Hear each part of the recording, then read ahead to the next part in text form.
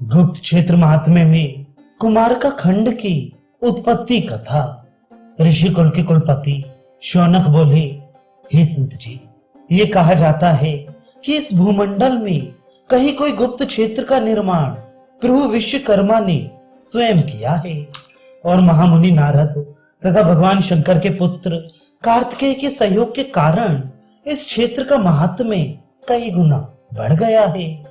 इससे अधिक हमें इस विषय में कुछ अधिक ज्ञान नहीं है, अतएव आप हम पर अनुग्रह करके यह बताने का कष्ट करें कि यह गुप्त क्षेत्र कहाँ स्थित है।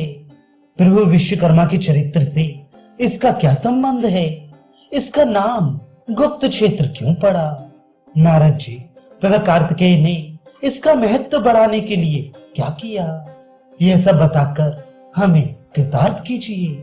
शौनक जी के वचन सुनकर उग्र शिवा सूत जी बोले, हे कुलपति, प्रभु विश्वकर्मा ने अपने विभिन्न अलौकिक लीलाओं का विभिन्न क्षेत्रों में विस्तार करके उन सभी क्षेत्रों को तीर्थ स्थान होने की गौरवमय गरिमा प्रदान की है। ऐसे लाखों क्षेत्र इस पृथ्वी पर विद्यमान हैं, किंतु गुप्त क्षेत्र की महिमा कुछ और ही है। उसी का मैं आज विस्तार पूर्वक विवेचन कर रहा हूँ। ये तो आप जानते ही हैं कि इस देश में गंगा, यमुना, सिंधु, गोदावरी, कावेरी आदि अनेक पवित्र सरिताएं हैं, जिनके जल में स्नान कर लेने मात्र से मनुष्य की अनेक प्रकार की व्याधियां, पाप आदि का विनाश हो जाता है। ये समस्त सरिताएं प्रत्यक्ष रूप से अथवा किसी अन्य सरिता में सम्मिलित होकर सागर में समा जाती हैं। स्पष्ट है कि इन पवित्र नदियों को अपने अंक में लेकर सागर का जल अत्यंत पवित्र एवं पाप मोचक बन जाता है। कहते हैं कि सागर के गर्जन का शब्द सुनकर पापियों के बहुत से पाप नष्ट हो जाते हैं। देवताओं ने भी सागर तथा बड़ी नदी दोनों को सक्रिय जलाशय माना है, और जब इन दो सर्वश्रेष्ठ जलाशयों का संगम हो जाए तो उनकी महत्ता का वर्णन मेरे जैसा तुच्छ प्राणी तो क्या, स्वयं वीणा वादनी मां सरस्वती और शेष नाग भी नहीं कर सकते। सागर के उत्तर में मही सागर संगम के तट पर मही नदी तथा साबरमती नदी के मध्य में जो प्रदेश स्थित है उसे कुमारिका खंड कहते हैं। यह बात तो लोक प्रसिद्ध है कि ऋषभ देव के पुत्र तथा महाराज मनु के पौत्र भरत के नाम पर इस देश का नाम भारत पड़ा है।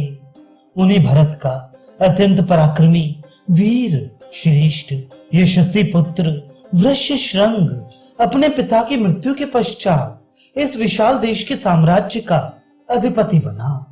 उसने बड़े विवेक के साथ प्रजा का पालन करते हुए उसे निर्भय, सुखी एवं समृद्ध बनाया। वृषश्रंग के 8 पुत्र एवं एक पुत्री थी। पुत्री उनमें सबसे अधिक धर्मपरायण एवं कर्तव्यनिष्ठ थी, परंतु पिछले जन्म में उससे कोई ऐसा पाप कर्म हो गया था जिसके परिणाम स्वरूप अत्यंत धर्मात्मा, विदुषी एवं गुणवती होती हुई भी वह बहुत अधिक कुरूप थी। उसका रूप इतना कुत्सित, घृणास्पद एवं घिनौना था कि जो उसे एक बार देख लेता तत्काल उसकी ओर से मुंह फेर लेता तथा दूसरी बार और देखने का साहस ना करता। लोगों के व्यवहार एवं अपने कुरूप से दुखी होकर उसने निश्चय किया कि मैं प्रभु की भक्ति करके या तो सौंदर्य प्राप्त करूंगी या अपने प्राण दे दूंगी। ऐसा निश्चय कर वह महीसागर के तट पर जाकर परम कृपालु शंकर जी की तपस्या करने लगी। अनेक वर्षों की निश्चल तपस्या से प्रसन्न हो शिव जी ने उसे अनुपम सौंदर्य प्रदान किया। इस प्रकार स्वरूपवान बनकर राजकुमारी अपने पिता के पास लौट आई तथा सुखपूर्वक रहने लगी। उसने आजीवन विवाह न करके ब्रह्मचर्य व्रत पालन करने का निश्चय किया। मरते समय राजा वृषश्रंग ने अपने राज्य के 9 भाग करके 8 भाग अपने 8 पुत्रों को दे दिए और 9वां भाग अपनी पुत्री को दे दिया। पुत्री अविवाहित रही, इसलिए उसका प्रदेश कुमार का खंड कहलाया।